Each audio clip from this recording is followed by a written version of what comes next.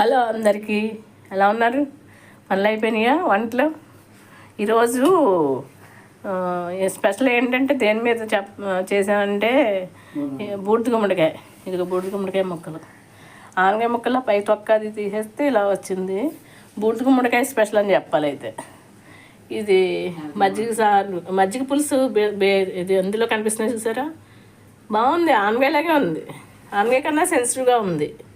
ఇదిగో పాలు పోసండి,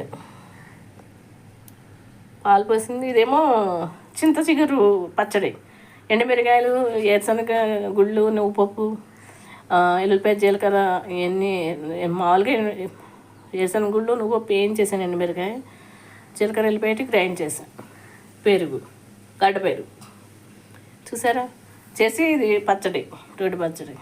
బాగున్నాయి కదా, బాగా తినండి, ఆరోగ్యంగా ఉండండి. Bye bye.